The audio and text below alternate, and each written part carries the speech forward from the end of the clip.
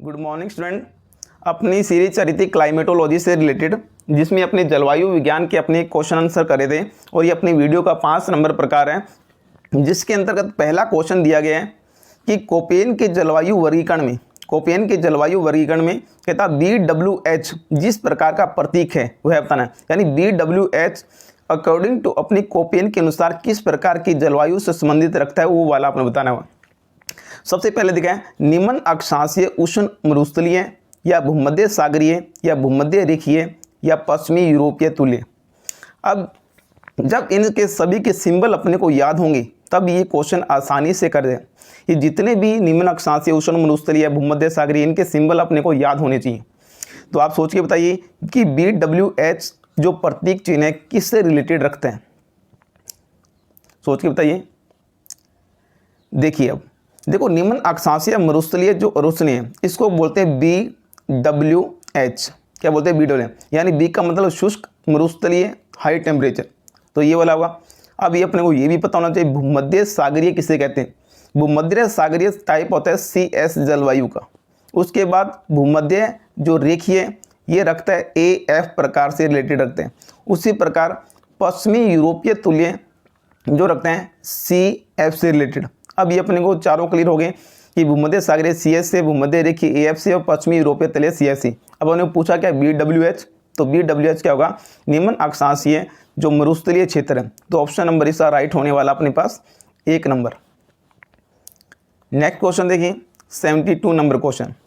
अब निम्न में से तापजन्य पेटियां कौन सी हैं? अपने को ये सारे बताना है। तापजन्य पेटी यानी अपने को इस बात का पता है कि पेटियां 2 प्रकार की होती है, एक तो तापजन्य और दूसरी कौन सी होती है? गतिजन्य पेटियां। अब जो उत्तरी ध्रुवीय उपध्रुवीय न्यून वायदा पेटी या दक्षिणी ध्रुवीय उच्च वायदा पेटी, दक्षिणी उपध्रुवीय न्यून वायदा पेटी या उत्तरी उपोष्ण उच्च वायदा पेटी। अब देखते हैं अपने किस प्रकार से पेटियां अपने पास है। ये अपनी अर्थ का स्ट्रक्चर। इस अर्थ के स्ट्रक्चर में ये जो 3 पेटियां हैं, एक तो भूमध्य रेखीय और एक कौन सा? ध्रुवीय, और ये वाला कौन सा? अपने ये वाली ध्रुवीय। ये 3 पेटियां पृथ्वी के टेम्परेचर से रिलेटेड है। इसका नाम है भूमध्य रेखीय। और जो नेक्स्ट पेटियां अपने पास 1 नंबर ये और एक ये पेटी, 2 ये पेटियां, एक ये पेटी और एक ये पेटी। ये अपने पास कुल कितनी पेटियां हैं? 7 पेटियां। इन 7 पेटियों में सबसे पहले ये भूमध्य, इसका भूमध्य रेखीय क्या है? न्यून वायदा पेटी, न्यून। और ये क्या है? ये है ध्रुवीय उच्च वायदा, उच्च वायदा। ये भी कौन सी है? ध्रुवीय, ध्रुवीय। और ये भी कौन सी है? उच्च वायदा। और ये जो पेटियां रिलेटेड है ये भूमध्य रेखा के पास है, तो इसको उष्ण कटिबंध उपोष्ण, इसका नाम है उपोष्ण उच्च वायदा पेटी। ये ध्रुवों के पास है, इसको क्या बोलते हैं? उपध्रुवीय न्यून वायदा पेटी। ये भी कौन सी होगी? इसका भी होगा उपोष्ण क्या होगी? ये भी उच्च वायदा। और ये कौन सी होगी? ध्रुवों के पास है तो उपध्रुवीय कौन सा? निम्न वायदा। अब अपने पास ये सारी पेटियां पता लगी कि ये वाली जो भूमध्य रेखीय है और ये ध्रुवीय उच्च वायदा और ये तीनों की तीनों पेटियां रिलेटेड किससे हैं? ये ताप से रिलेटेड है। और बाकी ये जो 4 पेटियां बची हैं ये कैसे? गतिजन्य पेटियां हैं। यानी इसमें पृथ्वी की जो घूर्णन गति उनका प्रभाव रहेगा, इन पर क्या रहेगा? ताप का प्रभाव रहेगा। तो देखिए इसने पूछा है कि तापजन्य पेटियां कौन सी हैं? तो तापजन्य उत्तरी उपध्रुवीय न्यून वायदा पेटी नहीं, ये गतिजन्य दक्षिणी ध्रुवीय उच्च वायदा। ये देखो दक्षिणी ध्रुवीय उच्च वायदा, ये ले, यानी ये दक्षिणी ध्रुवीय उच्च वायदा पेटी। तो अपने पास जो ऑप्शन नंबर अपने पास कौन सा होगा? 2nd नंबर ऑप्शन बिल्कुल सही होगा कि दक्षिणी ध्रुवीय उच्च वायदा पेटी किससे है? ये तापजन्य पेटी है। तो स्टूडेंट ये 7 की 7 पेटियां अपने को कंठस्थ होनी चाहिए। नेक्स्ट अपने बढ़ते हैं। यदि पवने गोलाकार रूप के अंदर क्या घड़ी की सुई की दिशा के विपरीत पूछ रहे हैं और बाहर की ओर चल रही है। अब अपने को ये पता होना चाहिए कि चक्रवात में बाहर चलती है या प्रति चक्रवात में बाहर चलती है। तो इसको भी देख लेते हैं। ये अपना उत्तरी ध्रुव मान लिया और ये कौन सा? दक्षिणी ध्रुव मान लिया। ये अपने दक्षिणी गोलार्ध से रिलेटेड और ये कौन सा? उत्तरी गोलार्ध से रिलेटेड। अब यहाँ पर क्या होता है? ये कौन सा है? नॉर्दर्न हेमोस्फीयर। और ये कौन सा है? सदर्न हेमोस्फीयर। और ये अपनी इस बात को जानते हैं भली भांति कि जब पवनें बाहर की ओर चलती है तो बीच में कैसा होगा, हाई प्रेशर होगा, और बाहर कैसा होगा, लो प्रेशर। अंदर कैसा होगा, हाई प्रेशर, और बाहर कैसा होगा, लो प्रेशर, लो प्रेशर। और पवनें चलेंगी हाई प्रेशर से लो प्रेशर की ओर। प्रति चक्रवात में स्थिति रहती है जो उत्तरी गोलार्ध में क्लॉकवाइज, यानी घड़ी की दिशा के अनुसार, तो घड़ी की दिशा के अनुसार चला दो। ये कैसी है, ये क्लॉकवाइज चल रही है। ये क्या चल रही है, क्लॉकवाइज। और यहाँ पर क्या होगा, हाई से लो चलेगी दक्षिण गोलार्ध में। यहाँ पर क्या करेगी, एंटी क्लॉकवाइज। कैसे चलेगी, एंटी क्लॉकवाइज। तो ये क्या चल रही है, एंटी क्लॉकवाइज। अब देख लो क्वेश्चन क्या पूछा है, पवनें गोलाकार रूप में घड़ी की सुई की दिशा के विपरीत, विपरीत कहाँ चल रही है, अपने कहेंगे कहाँ चल रही है, दक्षिणी गोलार्ध में। तो ये कौन सा है, दक्षिणी गोलार्ध है। यहाँ पर क्या चलेगी, घड़ी की सुई की क्या चलेगी, विपरीत दिशा में। और कैसी स्थिति होती है, प्रति चक्रवात की, चक्रवात की नहीं है, प्रति चक्रवात, प्रति चक्रवात की ये कंडीशन रहती है अपने पास। तो यहाँ देख लो दक्षिणी गोलार्ध में प्रति चक्रवात। तो ऑप्शन नंबर अपना कौन सा होगा, थर्ड बिल्कुल क्या हो जाएगा, राइट। नेक्स्ट क्वेश्चन देखिए 74 नंबर क्वेश्चन। 74 क्वेश्चन में पूछा गया है, यदि पवनें गोलाकार रूप में घड़ी की दिशा के विपरीत बारे, ये वही क्वेश्चन आ गया। नेक्स्ट अपने आगे चलते हैं 74 क्वेश्चन। 74 क्वेश्चन कह रहा है, जिन पवनों को डॉक्टर भी कहा जाता है, यानी ऐसी पवनें जिसको डॉक्टर विंड भी कहा जाता है, वह है सबसे पहले तो कहाँ चलती है, अपने वो चलते हैं अफ्रीका के। ये जो अफ्रीका का जो मरुस्थल है, इस अफ्रीका का मरुस्थल यहाँ पर कौन सा, सहारा का जो ये सबसे बड़ा मरुस्थल है विश्व का। अब ये वाला जो तट दिखाई दे रहा है आपको, ये गिन्नी का तट है। अब यहाँ पर उत्तर पश्चिम से दक्षिण पश्चिम की ओर जो हवाएं चलती हैं, ये बिल्कुल कैसी होती है, शुष्क, अति शुष्क हवाएं होती हैं। अति शुष्क और कैसी होती हैं, गर्म हवाएं, क्योंकि मरुस्थल में कैसे चलेगी, गर्म हवाएं चलेगी। अब यहाँ पर जो गिन्नी का तट है, यहाँ पर क्या रहता है, बहुत ज़्यादा ह्यूमिडिटी रहती है, आर्द्रता बहुत ज़्यादा रहती है। जब आर्द्रता ज़्यादा रहेगी इस वाले क्षेत्र के अंदर गिन्नी के तट पर, जैसे ये पवनें शुष्क पवनें आती हैं, इस आर्द्रता नुमा यानी उमस को यहाँ पर क्या कर देती है, ख़त्म कर देती है, ख़त्म कर देती है। तो यहाँ पर गिन्नी के लोगों के लिए क्या करती है, एक वरदान साबित होती है, कौन सी, डॉक्टर पवनी। तो इसलिए क्या बोल दिया, इसी को क्या बोल दिया, इसको डॉक्टर पवनी। इनका नाम हरमटन है। हरमटन को गिन्नी के तट पर क्या बोला जाता है, अपने कहेंगे डॉक्टर विंड। तो जिन पवनों को डॉक्टर भी कहा जाता है, कौन सी है, हरमटन।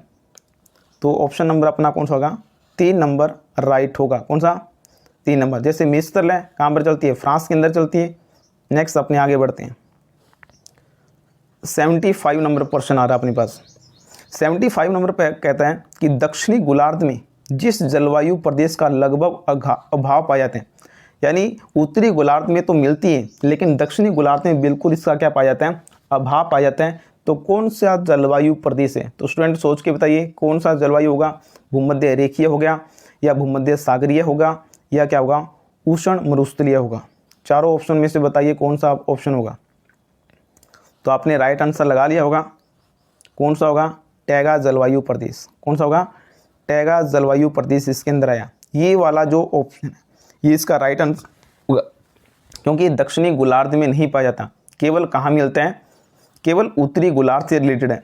और उत्तरी गोलार्ध में, उत्तरी कहाँ पर, गोलार्ध में, और उत्तरी गोलार्ध में भी कहाँ से मिलते हैं, अपने कह सकते हैं कि 45 डिग्री अक्षांशों से लेकर 45 डिग्री अक्षांशों से लेकर ये लगभग 70 डिग्री अक्षांशों के मध्य, और कौन से, उत्तरी गोलार्ध है, यानी उत्तरी जो गोलार्ध है वहीं पर मिलेगा 45 से लेकर 75 डिग्री अक्षांशों में।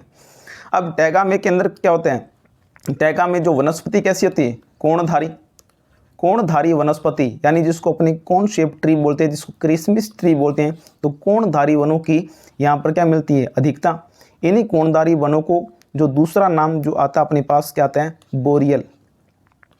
तो ये भी आ सकता है, बोरियल वनस्पति कहाँ मिलती है, सिर्फ कहाँ मिलती है, उत्तरी गोलार्ध में, जिसको अपने क्या बोलते हैं, टैगा वनस्पति। तो ये भी अपने को ध्यान रखना है। तो जिस जलवायु पर अभाव पाया जाएगा, कौन सा, टैगा वनस्पति। Next 75 number question. 75 number question है, कहता वायु का तापमान बढ़ने पर, वायु का अगर टेम्परेचर बढ़ाया जाए या घटाया जाए तो निरपेक्ष आर्द्रता पर क्या प्रभाव पड़ेगा। अब सबसे पहले ये पता होना निरपेक्ष आर्द्रता होती क्या, यानी वायुमंडल में, ये जो अपना वायुमंडल में उपस्थित जलवाष्प की जो वास्तविक मात्रा है, वास्तविक, वास्तविक मात्रा को क्या बोला जाता है, अपने क्या कहते हैं, अपने निरपेक्ष आर्द्रता। जैसे मान लीजिए ये अपना एटमॉस्फेयर है, यहाँ पर 40% क्या है, 40% क्या है आर्द्रता, इसमें ह्यूमिडिटी है यानी जलवाष्प है, और 60% क्या है इसमें वायु। अगर सीधा पूछा जाए, अब ये जो 40% जो ह्यूमिडिटी है यानी जलवाष्प है, यही क्या है, निरपेक्ष आर्द्रता। तो टोटल कितना होगा, 100%। तो पूछा जाए कि वायुमंडल में जो उपस्थित वायु, जो जलवाष्प की वास्तविक मात्रा यानी जो 40% है, यही क्या है, निरपेक्ष आर्द्रता। अब निरपेक्ष आर्द्रता पूछा तापमान का प्रभाव पड़ेगा या नहीं पड़ेगा, इसमें कोई प्रभाव नहीं पड़ेगा तापमान का। अगर तापमान बढ़ा दे चाहे घटा दे, निरपेक्ष आर्द्रता उतनी ही रहेगी, 40 का 40% रहेगी। तापमान बढ़ाने चाहे तापमान कम करने पर निरपेक्ष आर्द्रता पर कोई प्रभाव नहीं पड़ता। दूसरी होती है सापेक्ष आर्द्रता। अब सापेक्ष आर्द्रता क्या होती है, सापेक्ष आर्द्रता होती है कि निरपेक्ष आर्द्रता या वायुमंडल में उपस्थित क्या जलवाष्प की क्या वास्तविक मात्रा और आर्द्रता सामर्थ्य यानी आर्द्रता धारण करने की जो क्षमता है, इन दोनों के मध्य जो अनुपात होगा वही क्या होगा, सापेक्ष आर्द्रता। यानी सूत्र होता है निरपेक्ष आर्द्रता, निरपेक्ष आर्द्रता बटा में क्या होता है, आर्द्रता सामर्थ्य, सामर्थ्य यानी धारण करने की क्षमता क्या है, और इंटू में क्या होता है 100। तो ये होता है सापेक्ष आर्द्रता का फॉर्मूला। तो अपने को देखना है कि वायु का तापमान बढ़ाने पर और निरपेक्ष आर्द्रता पर क्या प्रभाव पड़ता है, कोई प्रभाव नहीं पड़ता, कोई प्रभाव नहीं पड़ता। तो इसका राइट आंसर कौन सा हो गया, वही रहती, यानी जो निरपेक्ष आर्द्रता वही रहेगी और सापेक्ष आर्द्रता पर क्या पड़ेगा, प्रभाव पड़ेगा। तो नेक्स्ट, अब नेक्स्ट पूछा गया अपने पास सबसे अधिक ऊंचाई पर यानी सबसे अधिक ऊंचाई पर जो पाए जाने वाले बादल किस प्रकार के होते हैं। सर्वाधिक ऊंचाई पर पते हैं, देखो ऑप्शन नंबर फर्स्ट लिखा है स्तरी, कपासी वर्षा, पक्षाव बादल और कौन सा वर्षा, ये पक्षाव है। तो सोच के बताइए सबसे अधिक ऊंचाई पर कौन से बादल मिलेंगे। तो स्टूडेंट समझ गए होंगे कौन से मिलेंगे, पक्षाव बादल। ये लगभग कितनी ऊंचाई पर मिलते हैं, लगभग 8000 से लेकर यानी 8000 या 7000 से लेकर लगभग 12000 मीटर की ऊंचाई पर, यानी 12000 जो 12 किलोमीटर की ऊंचाई पर मिलते हैं कौन से, पक्षाव बादल। इन बादलों से वर्षा नहीं होती, यानी इनका निर्माण कैसे होता है, हिमकणों से। किससे होता है, हिमकणों से इनका निर्माण होते हैं और पक्षी के पंख के समान दिखाई देते हैं, पक्षी के पंख के समान ये दिखाई देते हैं। और ये बात जब जब पक्षाव मेघों का निर्माण होगा तो अपने को इस बात का ध्यान आना है, कुछ क्या, चक्रवात, चक्रवात आने की क्या रहेगी, संभावना रहेगी। तो ये वाली बात अपने को ध्यान रखनी है कि सर्वाधिक ऊंचाई पर मिलेंगे कौन से मिलेंगे बादल, पक्षाव मिलेंगे। इसकी सारी विशेषताएं भी याद करनी है। 8000 से 12000 मीटर, इनका निर्माण किससे होता है, हिमकणों से होते हैं, ये पक्षी के पंखों के समान होते हैं, वर्षा नहीं होती, वर्षा नहीं होती, और ये जब बनेंगे तो चक्रवात के आगमन की क्या देंगे, सूचना। तो कौन से मेघ है, पक्षाव मेघ। नेक्स्ट लिखा अपने पास उत्तरी गोलार्ध में ध्रुवीय पवनों की दिशा होती है, यानी अपने को बात करें जो पोलर विंड चलती, ये पोलर विंड चलती, इन पोलर विंड की डायरेक्शन क्या होती। देखिए डायरेक्शन क्या होती है, पहले अपने इसको बना लेते हैं कि डायरेक्शन क्या होती है।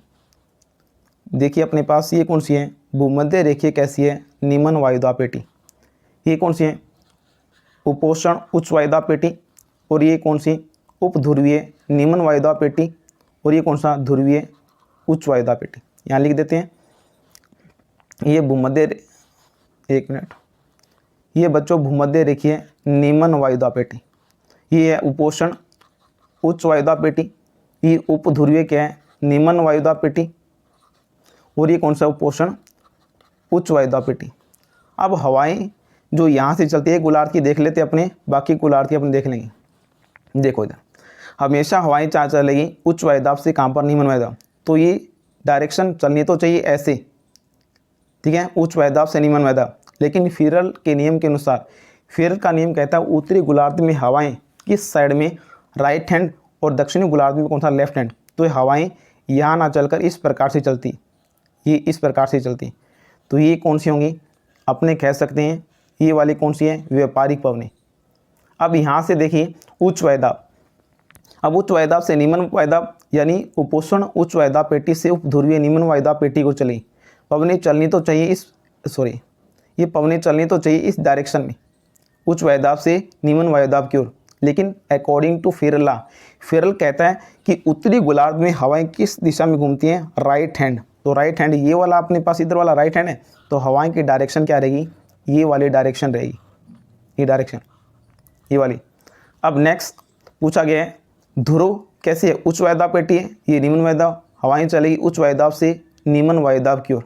लेकिन अकॉर्डिंग टू फेरल फेरल कहता है कि राइट हैंड मुड़ी तो ये सारी की सारी पवनें इस प्रकार से मुड़ेगी, ये इस प्रकार से मुड़ेगी। अब लिखा है उत्तरी गोलार्ध में, ये नदन हेमोस्फीयर है, ध्रुवीय पवनों की दिशा होती है। अब देखो ध्रुवीय पवनों की दिशा देख ले, ये डायरेक्शन यहाँ पर अपने बनाते हैं, ये डायरेक्शन अपने पास, ये डायरेक्शन।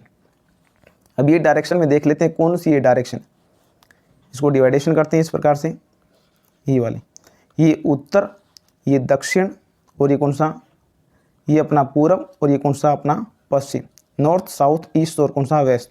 ये हवाएं चलेगी नॉर्थ ईस्ट से लेकर साउथ वेस्ट की ओर। देख लीजिए नॉर्थ ईस्ट, उत्तर पूर्व से, उत्तर पूर्व से, ये कौन सा है उत्तर, ये पूर्व, और ये कौन सा पश्चिम, और ये कौन सा दक्षिण। तो देख लिए उत्तर पूर्व से दक्षिण पश्चिम कहाँ लिखे हैं, ये लिखा हुआ उत्तर पूर्व से दक्षिण पश्चिम। तो अपना राइट आंसर कौन सा होगा, 4 नंबर। तो ये वाला क्वेश्चन एक जरूर आता है फर्स्ट ईयर के अंदर, इसमें डायरेक्शन से रिलेटेड, तो ये डायरेक्शन अपने को सभी को याद होनी चाहिए। नेक्स्ट 78 के बाद 79 क्वेश्चन कह रहे हैं कि भूमध्य रेखा यानी ऊपर उठती वायु, ऊपर उठती वायु भूमध्य रेखीय वायु, यानी भूमध्य रेखा से जो ऊपर उठेगी वायु तथा नीचे बैठती हुई उपोष्ण वायु के मध्यस्थ क्षेत्र को क्या बोलते हैं। देख लेते हैं क्या कहते हैं। देखिए इधर ये अपने मान लीजिए कौन सी है, ये वाली, यहाँ पर ये रेखा धरातल पृथ्वी का, और धरातल से यहाँ पर मान लिया अपनों ने क्या मान लिया, ये 0 डिग्री, और यहाँ पर लगभग 30 से लेकर कितना 35 डिग्री अक्षांश, और यहाँ पर लगभग 30 से लेकर कितना 35 डिग्री अक्षांश। अब अपने जानते हैं कि भूमध्य रेखा से हवाएं गर्म होकर जो समनीय धाराओं के रूप में इस प्रकार से ऊपर की ओर उठती, ये हवाएं ऊपर की ओर उठेगी, ये हवाएं जैसी ऊपर की ओर उठेगी, ये कहाँ से उठेगी, यहाँ पर भूमध्य रेखा से। जैसे ऊपर जाएंगे तापमान कम होगा, वायु भारी होगी, और वायु भारी होगी तो क्या होगा, इनका क्या होगा, पृथ्वी के घूर्णन प्रभाव के कारण इनमें क्या होगा, विचलन होगा। इस प्रकार से ये मुड़ेगी हवाएं, और इस प्रकार से हवाएं मुड़ेगी, और ठंडी होकर हवाएं नीचे क्या होगा, अवतलन होगा, ये हवाएं इस प्रकार से नीचे की ओर बैठेगी, ये वाली इधर। फिर यहाँ से हवाएं यहाँ पर क्या बन जाएगा, हाई प्रेशर बन जाएगा। यहाँ पर कैसा बना है, लो प्रेशर से हवाएं ऊपर उठी, और जैसे यहाँ पर अवतलन हुआ, यहाँ पर क्या बन गया, हाई प्रेशर, उच्च वायुदाब। यहाँ पर भी कैसा बन गया, उच्च वायुदाब। अब हवाएं चलेगी कहाँ से, उच्च वायुदाब से निम्न वायुदाब, ये हवाएं इस डायरेक्शन में चलेगी, उच्च वायुदाब से निम्न वायुदाब। अब ये पूछा गया है ऊपर उड़ती भूमध्य रेखीय वायु, बिल्कुल सही है, और नीचे बैठती उपोष्ण वायु के मध्यस्थ इस वाले क्षेत्र को क्या बोला जाएगा। ये अपना कोष कौन सा बनता है, अपने को पता है कौन सा, हेडली कोष। कौन सा बनता है, हेडली कोष, ये हेडली कोष। तो अपने बता सकते हैं कौन सा बनेगा, हेडली कोष। तो इसका राइट आंसर कौन सा होगा, हेडली कोष। नेक्स्ट क्वेश्चन की ओर बढ़ते हैं। समताप मंडल के संबंध में निम्न में कौन सा कथन गलत है, गलत बताना है कि कौन सा कथन क्या है गलत। तो अपने को देख लेते हैं समताप मंडल में। देखो समताप मंडल का विस्तार 50 किलोमीटर की ऊंचाई तक विस्तृत है, बिल्कुल सही बात है, यानी 18 किलोमीटर तक तो अपने को क्या पाया जाता है, ये अपना सौरमंडल। 18 से लेकर 50 किलोमीटर तक ये अपना ट्रोपोस्फीयर है, यानी सौरमंडल। ये स्ट्रेटोस्फीयर है, और ये कौन सा है, मेजोस्फीयर, जिसको अपने क्या बोलते हैं, मध्य मंडल। इसकी ऊंचाई 18 किलोमीटर, इसकी 50 किलोमीटर, और जैसे अपने ऊपर जाएंगे ये वाला आगे मध्य मंडल आया। तो ये पहला क्वेश्चन बिल्कुल राइट है कि 50 किलोमीटर की ऊंचाई तक विस्तृत है, बिल्कुल है। समताप मंडल 50 किलोमीटर की ऊंचाई तक विस्तृत है, 50 किलोमीटर तक। फिर नेक्स्ट, समताप मंडल की सीमा, ऊपर सीमा है जो आयन मंडल से मिलती है। देखो समताप मंडल के ऊपर क्या है, मध्य मंडल, आयन मंडल नहीं है। तो ये क्वेश्चन क्या हो जाएगा, गलत, ये ऑप्शन गलत। इस मंडल में बादलों का अभाव पाया जाता है, बिल्कुल सही बात है, यहाँ पर बादल नहीं बनते। किस मंडल में, समताप मंडल में। इस मंडल में धूल कण और जलवाष्प की मात्रा भी क्या मिलती है, काफ़ी कम। ये भी बात बिल्कुल सही है, ये भी बात सही है। और गलत कौन सी है? Second number. तो इसका राइट ऑप्शन होगा अपने पास सेकंड नंबर। नेक्स्ट क्वेश्चन देखो, अपने सारे के सारे ऑप्शन वाइज क्लियर कर रहे हैं, चारों के चारों ऑप्शन होंगे, सभी को क्लियर करेंगे। ये बात नहीं सिर्फ ऑप्शन बताया अपने आगे बढ़ गए, तो सारे के सारे अपने ऑप्शन भी क्लियर करते जा रहे हैं।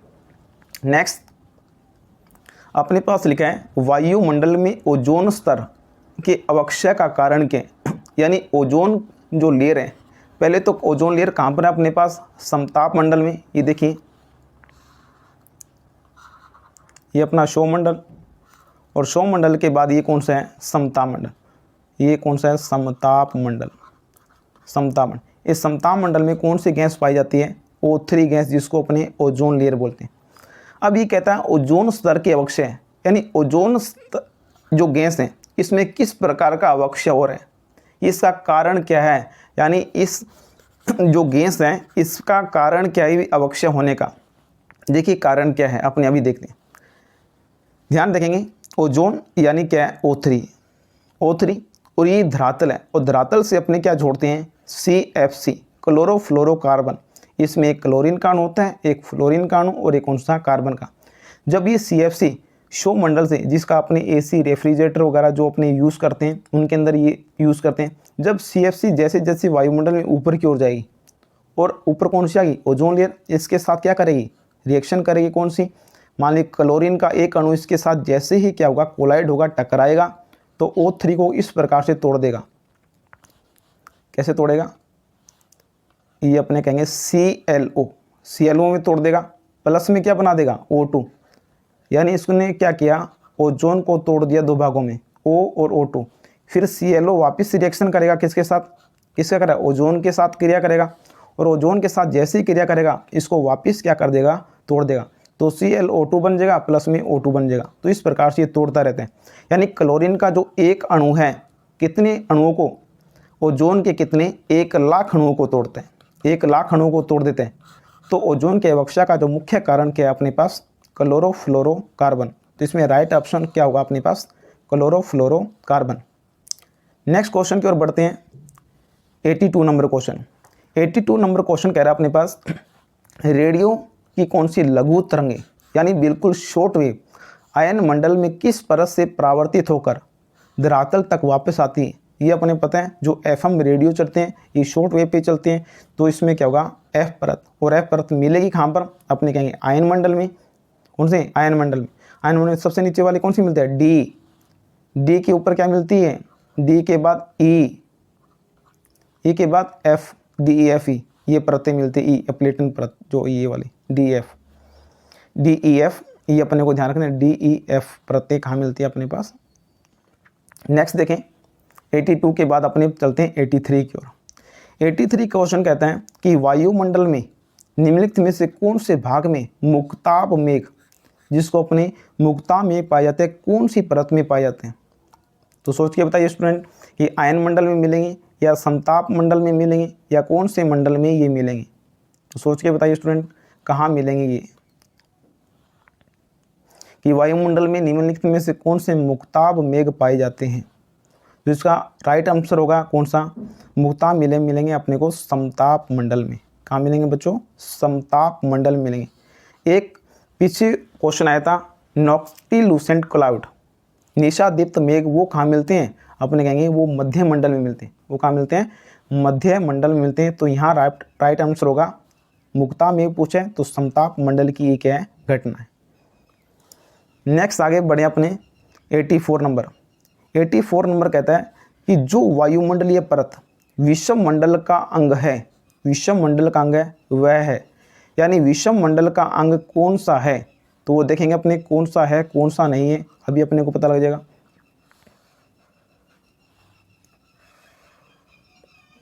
ये अपने बना लेते हैं, ये अपना सौरमंडल, ये समताप मंडल, ये मध्य मंडल, और उसके ऊपर क्या आ जाएगा अपने पास? ये अपने पास आयन मंडल, और ये कौन सा हो जाएगा? बरही मंडल। तो देख लेते हैं, ये अपना कौन सा है? शोभ मंडल। शोभ मंडल के बाद ये कौन सा है? समताप मंडल। समताप के बाद कौन सा? मध्य मंडल। और मध्य मंडल के बाद कौन सा? ये आयन मंडल है, और आयन मंडल के बाद ये कौन सा मंडल है, बरही मंडल। अब बच्चों से पूछा गया विषम मंडल, तो यहाँ से यहाँ तक की बात करें, क्षोभ मंडल, समताप मंडल और मध्य मंडल, यहाँ से लेकर ये वाला जो तीनों मंडल है ये कहलाता है सम मंडल, और आयन मंडल और बरही मंडल ये दोनों मिलकर क्या बनाते हैं, विषम मंडल। तो इसमें पूछा गया है कि विषम मंडल का अंग नहीं है, ये तीनों नहीं होंगे, ये दोनों होंगे। तो देख लो कौन सा है, क्षोभ मंडल सममंडल का है, मध्य मंडल भी किसका है, सममंडल का, और समताप मंडल भी किसका है, मध्य। इसका राइट आंसर कौन सा होगा, ये वाला आयन मंडल और बरही मंडल। तो ऑप्शन नंबर अपना राइट होगा कौन सा, आयन मंडल। 84 का कौन सा, आयन मंडल। नेक्स्ट 84 के बाद 85 कहता है कि सही कथन की अपनी को पहचान करनी है। मध्य मंडल के सीमांत पर तापमान -80 डिग्री सेंटीग्रेड हो जाता है, भी कम हो जाए, बिल्कुल सही बात है, -80 डिग्री से 100 डिग्री सेंटीग्रेड होते हैं। क्यों, क्योंकि मध्य मंडल को सबसे कोल्डेस्ट लेयर बोलते हैं, सबसे ठंडी परत इसको बोलते हैं अपने कहाँ पर, इसको मध्य मंडल को। ये बात बिल्कुल सही है कि -80 डिग्री सेंटीग्रेड से भी कम हो जाता है कि मध्य मंडल के सीमांत पर, यानी मेसोपाज के अंदर, मध्य सीमा पर। नेक्स्ट है, मध्य मंडल में तापमान समान रहता है। तापमान समान नहीं रहेगा, तापमान समान तो कहाँ रहेगा, समताप मंडल में। नाम से स्पष्ट हो रहा है, समताप मंडल, यानी समताप वहाँ पर क्या रहता है, तापमान समान। ये घटना समताप मंडल की। नेक्स्ट, मध्य मंडल में तापमान 100 डिग्री सेंटीग्रेड से अधिक हो जाता है, ये बात बिल्कुल नहीं, ये यहाँ नहीं होता। नेक्स्ट, मध्य मंडल में ताप विचलन रहता है, ये भी नहीं घटना। तो इसमें पूछा सही कथन की पहचान करनी है, और इसमें जो सही कथन होगा स्टूडेंट कौन सा होगा, ये वाला 1 नंबर, कि मध्य मंडल के जो सीमांत पर क्या -80 डिग्री सेंटीग्रेड से भी कम हो जाता है। 86 नंबर क्वेश्चन, 86 में लिखा है कि वायुमंडल की कौन सी प्रक्रिया ठोस पदार्थों के अभाव में नहीं हो सकती। यानी अगर वायुमंडल में ठोस पदार्थ नहीं होंगे तो कौन सी प्रक्रिया नहीं होगी। तो देख लेते हैं कौन से, संतृप्तिकरण, संघनन, वाष्पीकरण, उपरोक्त सभी। देखिए नेक्स्ट, देखिए इनमें तीनों के चारों के बारे में देखते हैं ये बातें क्या चीज़ें। सबसे पहले अपने वाष्पीकरण की बात है। वाष्पीकरण तभी होगा जब क्या होगा, टेम्परेचर ज़्यादा होगा। ये तो घटना किससे रिलेटेड, टेम्परेचर है। अगर तापमान क्या होगा, अधिक होगा, तो वाष्पीकरण भी क्या होगा, अधिक होगा। अगर तापमान कम है तो वाष्पीकरण भी क्या होगा, बिल्कुल हो। ये तो घटना किससे, तापमान से। संतृप्तिकरण, संतृप्त कब होगी, जब वायु का धरातल से ऊपर जाएंगे, वायु जाएगी, यानी आर्द्रता है, जब गुप्त ऊष्मा रिलेटेड होगा तब बनेगा। तो नेक्स्ट है संघनन, ये कौन सी होगी, संघनन की प्रक्रिया। इसके अंदर राइट ऑप्शन होगा कौन सा, सेकंड होगा कौन सा, संघनन। क्योंकि अगर वायुमंडल में ठोस पदार्थ कौन से, जैसे अपने धूल कण वगैरह, ये धूल कण है, धूल कण हो सकते हैं, नमक के कण हो सकते हैं, कोई भी कण हो सकते हैं। ये क्या करते हैं, जैसे धरातल से, इस धरातल से क्या होगी, जलवाष्प जाएगी। ये जलवाष्प को क्या करेंगे, एक कैप्चर करने का काम करेंगे, यानी आर्द्रता को क्या करेंगे, ग्रहण करने का काम करेंगे, जिसको बोलते हैं अपने आर्द्रता ग्राही कण। क्या बोलते हैं, आर्द्रता ग्राही कण, यानी हाइग्रोस्कोपिक सेंटर की बात करते हैं। हाइग्रोस्कोपिक क्या, सेंटर, आर्द्रता ग्राही कणों की काम करते हैं और आर्द्रता को ग्रहण करेंगे। जब तक ये धूल कण वगैरह नहीं होंगे, आर्द्रता को ग्रहण करें, तो संघनन की प्रक्रिया नहीं होगी, तो बादल नहीं बनेंगे। तो इसमें पूछा गया कि वायुमंडल कौन सी प्रक्रिया ठोस पदार्थों के भाव, ये धूल के कण, ये जो पोल्यूशन के जो कण हैं, ये ठोस पदार्थ हैं, अगर ये नहीं होंगे तो संघनन की प्रक्रिया नहीं होगी। तो 86 का राइट आंसर होगा कौन सा, 2 नंबर। नेक्स्ट 87 नंबर क्वेश्चन, 87 में लिखा गया है वायुमंडल में आर्द्रता ग्राही नाभिक की भूमिका कौन निभाता है। ये वाला क्वेश्चन आ गया नेक्स्ट, कि आर्द्रता ग्राही जो हाइग्रोस्कोपिक सेंटर का काम कौन करते हैं। तो धूल के कण करते हैं, बिल्कुल। समुद्र में नमक के कण, ये भी करते हैं। समुद्री नमक के कण वायुमंडल में है ये, यानी समुद्र के ऊपर नहीं है, वायुमंडल में। धुएं के कण बिल्कुल ये भी करते हैं। तो इसका राइट ऑप्शन होगा कौन सा, 4 नंबर। ये क्या करते हैं, आर्द्रता ग्राही हाइग्रोस्कोपिक सेंटर क्या करते हैं, वर्क। नेक्स्ट 87 के बाद 88 नंबर प्रश्न। 88 में लिखा है कि एक नगर समुद्र तल से 825 मीटर ऊंचा है और जून में औसत तापमान कितना है, 15 डिग्री सेंटीग्रेड है। तो यदि यह नगर समुद्र तल पर होता तो तापमान कितना होता। ऐसा प्रश्न आएगा, एक प्रश्न आएगा, इसको अपनों ने सॉल्व करना होगा। देखो इधर ये क्या है, धरातल, और ये धरातल से क्या है, ऊंचा वाला भाग, ये धरातल से यहाँ पर। अब ये क्या कह रहे हैं, ये कहता है धरातल पर जून में औसत तापमान कितना है, 15 डिग्री सेंटीग्रेड है, 15 डिग्री सेंटीग्रेड। और यहाँ पर ऊंचाई कितनी है, 825 मीटर। और 825 मीटर की ऊंचाई पर तापमान जो पाया जाता है कितना, 15 डिग्री सेंटीग्रेड। 15 डिग्री सेंटीग्रेड क्या है, 825 किलोमीटर। यहाँ से ये गलत लिख दिया मैंने, ये वाला। इसने पूछा बच्चों, क्या कहता है एक नगर समुद्र तल से 825 मीटर ऊंचे है और जून का औसत तापमान कितना है, 15 डिग्री सेंटीग्रेड है। यदि यह नगर तल पर होता तो तापमान कितना होता। अपने को इस बात का पता है कि धरातल से ऊंचाई की ओर जाने पर, धरातल से ऊंचाई की ओर जाने पर क्या होता है, तापमान में क्या आती है, कमी आती है। और ये नगर कितना ऊंचा है, 825 मीटर ऊंचा है। कितना है, 825। और यहाँ पर कितना तापमान है, 15 डिग्री सेंटीग्रेड। औसत तापमान बता रहा है एवरेज 15 डिग्री सेंटीग्रेड। अगर ये वाला जो प्लेस है, कहता अगर यहाँ पर धरातल पर होता तो तापमान कितना होता। अपने को इसको जानते हैं कि जैसे जैसे हाइट बढ़ेगी टेम्परेचर क्या होगा, कम होगा। तो देख लेते हैं 825 मीटर पर कितना होगा। अपने जानते हैं 165 मीटर पर तापमान कितना कम होता है, 1 डिग्री सेंटीग्रेड। कितना होता है, 1 डिग्री सेंटीग्रेड तापमान क्या होता है, कम होता है। तो यहाँ पर अपने क्या करते हैं, भाग दे लेते हैं 825 में। 825 में भाग दिया कितना, 165 का भाग दिया। 165 पांजे कितना होता है, 825। 165 पांजे 825, तो 5 डिग्री सेंटीग्रेड। तो ये अगर धरातल पर होता 15 डिग्री तो है, अगर यही धरातल पर होता तो तापमान प्लस कितना हो जाता, 5, यानी कितना होता, 20 डिग्री सेंटीग्रेड। तो राइट ऑप्शन होगा कौन सा, 20 डिग्री। देखो यहाँ पर कितना है, 15 डिग्री सेंटीग्रेड है। अगर यही कहाँ पर होता, धरातल पर होता तो कितना हो जाता, 20 डिग्री सेंटीग्रेड तापमान। तो अपना राइट ऑप्शन कौन सा होगा, 2 नंबर कि 20 डिग्री सेंटीग्रेड होता तापमान। नेक्स्ट क्वेश्चन 89 में लिखा है पृथ्वी की एल्बिडो का मुख्यतः प्रभावित होते हैं।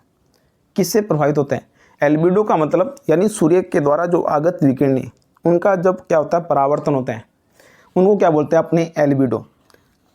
एल्बिडो क्या है, मेघाच्छादन से ज़्यादा प्रभावित होते हैं, या धूल कणों से होते हैं, या वायुमंडल की परतों से होते हैं, या पृथ्वी के धरातल की प्रकृति से होते हैं। तो 4 नंबर ऑप्शन आएगा धरातल की प्रकृति से। आपको धरातल की प्रकृति से कैसे, जिससे क्या होगा, अगर यहाँ पर सतह कैसी है, काले रंग की सतह ना, काले रंग की सतह, ये क्या करेगी, सर्वाधिक क्या करेगी, एब्जॉर्ब यानी जो सूर्य की किरणों को सर्वाधिक क्या करेगी, अवशोषण करने का काम करेगी। अगर सतह कैसी है, बिल्कुल श्वेत है, श्वेत यानी अपने हिमाच्छादित धरातल है, यहाँ से क्या होगा, सर्वाधिक किरणों का क्या होगा, परावर्तन होगा। तो सतह ही तो प्रभावित कर रही है। अगर काले रंग की सतह है तो क्या है, तो ज़्यादा क्या कर रही है, अवशोषण कर रही है। अगर श्वेत यानी हिमाच्छादित तो सर्वाधिक क्या करेगी, परावर्तन करने।